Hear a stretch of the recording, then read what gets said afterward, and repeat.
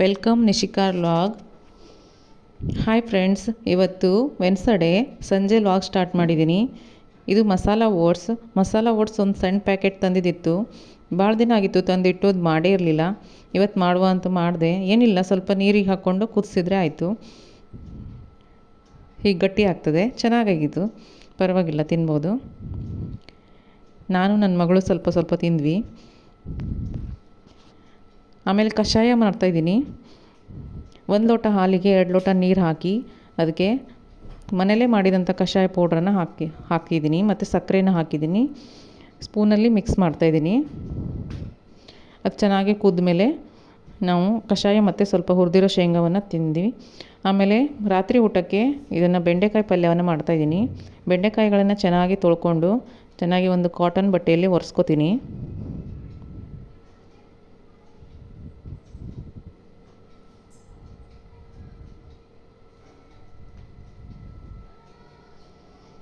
ಒರೆಸ್ಕೊಂಡು ಆಮೇಲೆ ಸ್ವಲ್ಪ ದೊಡ್ಡದಾಗಿ ಕಟ್ ಮಾಡ್ಕೊತೀನಿ.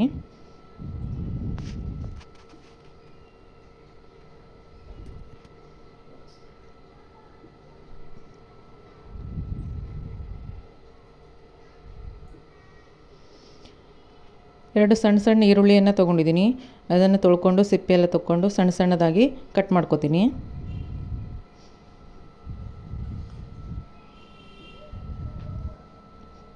ಆಮೇಲೆ ಒಂದು ಬಾಣಲೆಯನ್ನು ಕಾಯ್ಲಿಕ್ಕಿಟ್ಟು ಅದಕ್ಕಾದಮೇಲೆ ಸ್ವಲ್ಪ ಎಣ್ಣೆ ಹಾಕಿ ಸಣ್ಣದಾಗಿ ಹೆಚ್ಚಿರುವಂತಹ ಈರುಳ್ಳಿಯನ್ನು ಹಾಕಿ ಫ್ರೈ ಮಾಡ್ತೀನಿ. ಅದು ಫ್ರೈ ಆದಮೇಲೆ ಬೆಂಡೆಕಾಯಿ ಪೀಸ್ಗಳನ್ನು ಹಾಕ್ತೀನಿ. ಅದನ್ನು ಸಹ ಸ್ವಲ್ಪ ಫ್ರೈ ಮಾಡ್ತೀನಿ. ಆಮೇಲೆ ಜಜ್ಜಿರುವಂತಹ ಬೆಳ್ಳುಳ್ಳಿ, ಶುಂಠಿ ಎರಡನ್ನೂ ಫ್ರೆಶ್ ಆಗಿ ಸ್ವಲ್ಪ ಜಜ್ಜಿಕೊಂಡು ಹಾಕಿದ್ದೀನಿ. ಹೀಗೆ ಹಾಕೋದ್ರಿಂದ ಟೇಸ್ಟ್ ಚೆನ್ನಾಗಿ ಬರ್ತದೆ ಪಲ್ಯ.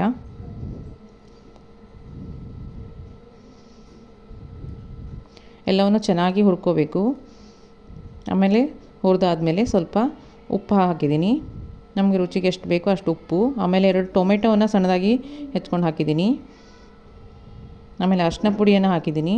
ಎಲ್ಲವನ್ನು ಹಾಕಿ ಮಿಕ್ಸ್ ಮಾಡಿ ಮುಚ್ಚಿ ಸ್ವಲ್ಪ ಹೊತ್ತು ಬೇಯಲಿಕ್ಕೆ ಬಿಡಬೇಕು. ಬೆಂದಾದಮೇಲೆ ಖಾರದ ಪುಡಿ, ಕೊತ್ತಂಬರಿ ಮತ್ತು ಜೀರಿಗೆ ಪುಡಿ, ಗರಂ ಮಸಾಲ, 1 ಸ್ಪೂನ್ ಕಡಲೆ ಹಿಟ್ಟು ಎಲ್ಲವನ್ನು ಹಾಕಿ ಫ್ರೈ ಮಾಡ್ತೀನಿ. ಫ್ರೈ ಮಾಡಾದ್ಮೇಲೆ ಸ್ವಲ್ಪ ನೀರು ಹಾಕಿ ಮುಚ್ಚಿ ಇಡ್ತೀನಿ. ಒಂದು 5 ನಿಮಿಷ ಕುದಿಸಿದ್ರೆ ಬೆಂದೋಗುತ್ತೆ. ಆಮೇಲೆ ಸ್ವಲ್ಪ ಕೊತ್ತಂಬರಿ ಸೊಪ್ಪನ್ನು ಉದುರಿಸ್ತೀನಿ. ಬೆಂಡೆಕಾಯಿ ಪಲ್ಯ ಚೆನ್ನಾಗಿ ರೆಡಿ ಆಯಿತು. ಇದು ಜೋಳದ ರೊಟ್ಟಿ ಮಾಡಲಿಕ್ಕೆ ನೀರನ್ನು ಕುದಿಸ್ಕೊಂಡು ಹಿಟ್ಟಿಗೆ ಸ್ವಲ್ಪ ಹಾಕ್ಕೊಂಡು ಸ್ಪೂನಲ್ಲಿ ಮಿಕ್ಸ್ ಮಾಡ್ಕೊತೀನಿ. ಉಪ್ಪನ್ನು ನಾನು ಹಾಕೋದು ಸ್ವಲ್ಪ ಕಡಿಮೆ ಜೋಳದ ರೊಟ್ಟಿಗೆ, ಬೇಕಾದರೆ ಹಾಕ್ಕೋಬೋದು ಸ್ವಲ್ಪ. ಹಿಟ್ಟನ್ನು ಚೆನ್ನಾಗಿ ನಾದ್ಕೋಬೇಕು. ಚೆನ್ನಾಗಿ ನಾದ್ಕೊಂಡಷ್ಟು ರೊಟ್ಟಿ ಚೆನ್ನಾಗಿ ಬರ್ತದೆ, ಇಲ್ಲಾಂದರೆ ಕಟ್ ಆಗೋಗ್ತವೆ ರೊಟ್ಟಿ. ಚೆನ್ನಾಗಿ ನಾದ್ಕೊಂಡಾಯಿತು.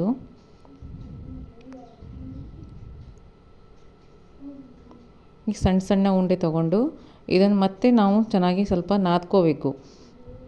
ನಾನು ಸ್ವಲ್ಪ ಚೆನ್ನಾಗಿ ನಾದ್ಕೋತೀನಿ. ಮತ್ತೆ ಸ್ವಲ್ಪ ಹಿಟ್ಟು ತೊಗೊಂಡು ನಾದ್ಕೋತೀನಿ. ಸ್ವಲ್ಪ ಹೀಗೆ ಕೈಯಲ್ಲಿ ಸ್ವಲ್ಪ ಹಿಟ್ಟನ್ನು ಹಾಕಿ ಸ್ವಲ್ಪ ಕೈಯಲ್ಲಿ ತಟ್ಕೊಂಡು ಆಮೇಲೆ ಲಟ್ಟಣಿಗೆಯಲ್ಲಿ ಲಟ್ಟಿಸ್ತೀನಿ.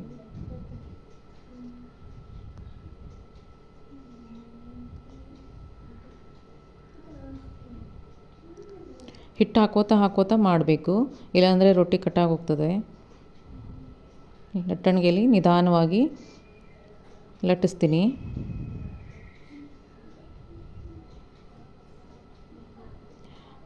ಅದಕ್ಕೆ ಮೇಲ್ಗಡೆ ಸ್ವಲ್ಪ ನೀರನ್ನು ಹಚ್ಕೊಂಡು ತವ ಮೇಲೆ ಹಾಕ್ತೀನಿ. ಅದು ಮೇಲ್ಗಡೆ ನೀರು ಸ್ವಲ್ಪ ಆರೋ ತನಕ ಬಿಡಬೇಕು. ಆಮೇಲೆ ನೀರು ಆರಿದ ಮೇಲೆ ಅದನ್ನು ಮಗ್ಚಿ ಹಾಕಬೇಕು.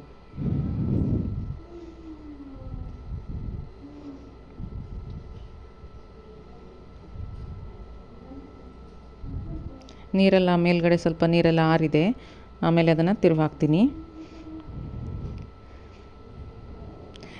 ತಿರುವಿ ಹಾಕೋಂತ ಬೇಯಿಸಬೇಕು, ಇಲ್ಲಾಂದರೆ ಕತ್ತೋಗ್ತದೆ ರೊಟ್ಟಿ. ನಾನು ದೊಡ್ಡ ಊರಿಯಲ್ಲೇ ಬೇಯಿಸ್ತೀನಿ. ಸಣ್ಣ ಊರಲ್ಲಿ ಬೇಯಿಸಿದರೆ ರೊಟ್ಟಿ ಗಟ್ಟಿಯಾಗಿ ಬಿಡ್ತದೆ. ಅದಕ್ಕೆ ದೊಡ್ಡ ಊರಿಯಲ್ಲೇ ಸ್ವಲ್ಪ ರೊಟ್ಟಿನ ಬೇಯಿಸ್ತೀನಿ, ಸ್ವಲ್ಪ ಮೆದು ಬರ್ತದೆ. ಚೆನ್ನಾಗಿ ಈ ಥರ ಸೌಟಲ್ಲಿ ಒತ್ತಿ ಮಾಡೋದ್ರಿಂದ ಅದು ಉಬ್ಕೊಂಡು ಬರ್ತದೆ ರೊಟ್ಟಿ.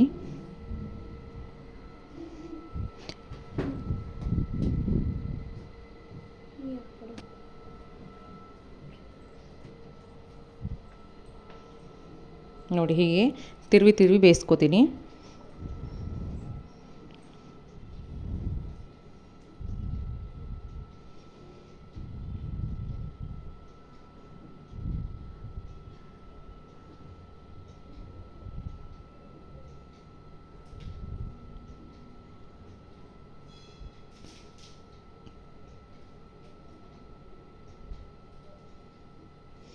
ರೊಟ್ಟಿ ರೆಡಿ ಆಯಿತು. ಮತ್ತೆ ಬೇರೆ ರೊಟ್ಟಿ ಮಾಡ್ತಾಯಿದ್ದೀನಿ. ನೋಡಿ ರಾತ್ರಿ ಊಟ ಇದು ಜೋಳದ ರೊಟ್ಟಿ, ಬೆಂಡೆಕಾಯಿ ಪಲ್ಯ ಮತ್ತು ಒಂದೆರಡು ಈರುಳ್ಳಿ ತೊಗೊಂಡಿದ್ದೀನಿ. ಆಮೇಲೆ ಇದು ಮರುದಿನ ನಾನು ಮತ್ತೆ ನೆಕ್ಸ್ಟ್ ವ್ಲಾಗನ್ನು ಬೆಳಗ್ಗೆ ಕಂಟಿನ್ಯೂ ಮಾಡಿರಲಿಲ್ಲ. ಆಮೇಲೆ ಮರುದಿವಸ ತರ್ಸಡೆ ಮಧ್ಯಾಹ್ನ ಕಂಟಿನ್ಯೂ ಮಾಡಿದೆ. ಮಧ್ಯಾಹ್ನ ಊಟಕ್ಕೆ ಅಡುಗೆ ಮಾಡ್ತಾಯಿದ್ದೀನಿ. ಮೊದಲಿಗೆ ಅನ್ನಕ್ಕೆ ನೀರನ್ನು ಬಿಸಿ ಮಾಡಲಿಕ್ಕೆ ಇಟ್ಟಿದ್ದೀನಿ. ನಾನು ಕುಕ್ಕರಲ್ಲಿ ಅನ್ನ ಮಾಡಲ್ಲ, ತೋಪಲ್ಲಿ ಅನ್ನ ಮಾಡ್ತೀನಿ. ಆಮೇಲೆ ಬೇಳೆ ಸಾರು ಮಾಡ್ತಾಯಿದ್ದೀನಿ. ಅನ್ನಕ್ಕೆ ನೀರನ್ನಿಟ್ಟು ಬೇಳೆ ಸಾರು ಮಾಡ್ತಾಯಿದ್ದೀನಿ. ಕುಕ್ಕರಿಗೆ ಬೇಳೆ, ಟೊಮೆಟೊ, ಹಸಿಮೆಣಸು, ಅರಿಶಿನ, ಉಪ್ಪು, ಸ್ವಲ್ಪ ಎಣ್ಣೆ ಹಾಕಿ ಕುಕ್ಕರಲ್ಲಿ ಇಡ್ತೀನಿ. ಕುದೀತಾ ಇರುವಾಗ ಅಕ್ಕಿಯನ್ನು ತೊಳೆದು ಹಾಕಿದ್ದೀನಿ. ಅನ್ನ ಬೇಯ್ತಾ ಇದೆ.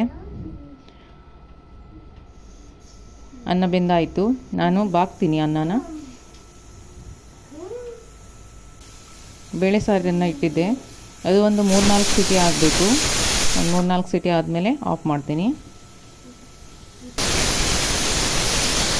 ಸೀಟಿ ಆಯಿತು, ಫ್ಲೇಮ್ ಆಫ್ ಮಾಡಿ ನೆಕ್ಸ್ಟು ಮೆಂತ್ಯ ಸೊಪ್ಪಿನ ಪಲ್ಯ ಮಾಡಲಿಕ್ಕೆ ಮೆಂತ್ಯ ಸೊಪ್ಪನ್ನು ಚೆನ್ನಾಗಿ ವಾಶ್ ಮಾಡಿಕೊಂಡು ಅದನ್ನು ಸಣ್ಣದಾಗಿ ಕಟ್ ಮಾಡ್ಕೊತೀನಿ.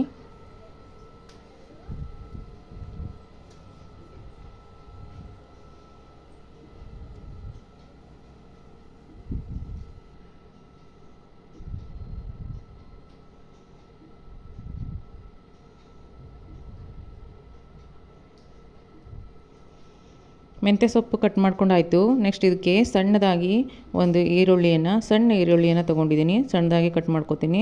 ಒಂದು 2 ಹಸಿಮೆಣಸಿನ್ಕಾಯಿ ತೊಗೊಂಡಿದ್ದೀನಿ. ಹಸಿಮೆಣಸಿನ್ಕಾಯಿನ ಉದ್ದುದ್ದವಾಗಿ ಹೆಚ್ಕೊತೀನಿ. ಸಣ್ಣದಾಗಿ ಹೆಚ್ಕೊಂಡ್ರೆ ಬಾಯಿ ಸಿಗ್ತದೆ. ಉದ್ದುದ್ದ ಹೆಚ್ಕೊಂಡ್ರೆ ನಮಗೆ ಸೈಡಿಗೆ ತೆಗೆದಿಟ್ಕೋಬೋದು, ಖಾರ ಆಗಲ್ಲ.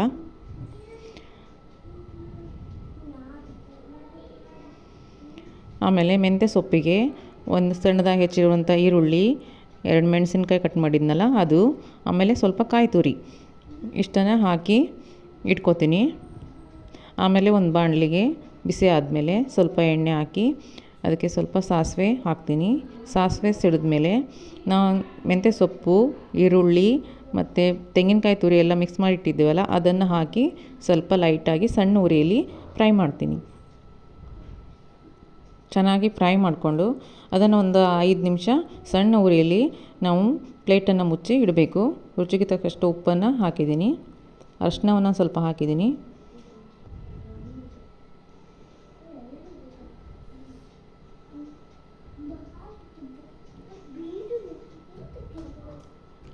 ಆಮೇಲೆ ಇದು ವಿಸಿಲ್ ಹೋಗಿತ್ತು. ಇದಕ್ಕೆ ಒಗ್ಗರಣೆಯನ್ನು ಕೊಡಬೇಕು ಬೇಳೆ ಸಾರಿಗೆ. ಅದಕ್ಕೆ ಬೇಳೆ ಸಾರನ್ನು ಅದನ್ನು ಒಗ್ಗರಣೆ ಕೊಡೋಕ್ಕೂ ಮೊದಲೇ ನಾವು ಸೌಟಲ್ಲಿ ಸ್ವಲ್ಪ ಸ್ಮ್ಯಾಶ್ ಮಾಡ್ಕೋಬೇಕು. ಸ್ಮ್ಯಾಶ್ ಮಾಡಿಕೊಂಡು ಆಮೇಲೆ ಅದಕ್ಕೆ ಸಾಸಿವೆ ಮತ್ತು ಕರಿಬೇವನ್ನು ಹಾಕಿ ಒಗ್ಗರಣೆ ಹಾಕಿದ್ದೀನಿ. ಆಮೇಲೆ ಸ್ವಲ್ಪ ಮುಚ್ಚಿಡ್ತೀನಿ. ಇದಕ್ಕೆ ನಾನು ಈಗ ಸ್ವಲ್ಪ ಕುದೀತಾ ಇರುವಾಗ ಬೆಳ್ಳುಳ್ಳಿ, ಕಾಳುಮೆಣಸು ಮತ್ತು ಜೀರಿಗೆ ಮತ್ತು ಕರಿಬೇವು ಸ್ವಲ್ಪ ಕಲ್ಲಲ್ಲಿ ಜಜ್ಜಿಕೊಂಡು ಹಾಕಿದ್ದೀನಿ. ಹೀಗೆ ಹಾಕೋದ್ರಿಂದ ಸಾರು ಚೆನ್ನಾಗಿ ಘಮ ಬರ್ತದೆ. ಘಮ ಅಂತ ಇರ್ತದೆ ಸಾರು, ತಿನ್ನಲಿಕ್ಕೂ ಟೇಸ್ಟ್ ಇರ್ತದೆ. ಆಮೇಲೆ ಚೆನ್ನಾಗಿ ಕುದ್ಮೇಲೆ ಕೊತ್ತಂಬರಿ ಸೊಪ್ಪನ್ನು ಸ್ವಲ್ಪ ಸಣ್ಣದಾಗಿ ಕಟ್ ಮಾಡಿ ಹಾಕಿ ಕುದಿಸಿದ್ರೆ ಬೇಳೆ ಸಾರು ರೆಡಿ ಆಯಿತು. ಈ ಕಡೆ ಮೆಂತ್ಯ ಸೊಪ್ಪಿನ ಪಲ್ಯನೂ ರೆಡಿಯಾಗಿತ್ತು. ಹಾಗೆ ನನ್ನ ಹಸ್ಬೆಂಡ್ ಬಂದರು ಊಟಕ್ಕೆ, ಅವ್ರಿಗೆ ಬಡಿಸ್ತಾ ಇದ್ದೀನಿ. ಅನ್ನ, ಬೇಳೆ ಸಾರು, ಮೆಂತ್ಯ ಸೊಪ್ಪಿನ ಪಲ್ಯ, ಹಪ್ಪಳ ಮತ್ತು ಮಸಾಲ ಮೆಣಸು. 1 hour later. ಆಮೇಲೆ 1 ತಾಸು ಆದಮೇಲೆ ನಮ್ಮ ಮಕ್ಕಳದೆಲ್ಲ ಊಟ ಆದಮೇಲೆ ಇದು ನನ್ನ ಊಟ ಆಯಿತು. ಇಷ್ಟೇ ಫ್ರೆಂಡ್ಸ್, ಇವತ್ತು ಸಬ್ಸ್ಕ್ರೈಬ್ ಮಾಡಿ.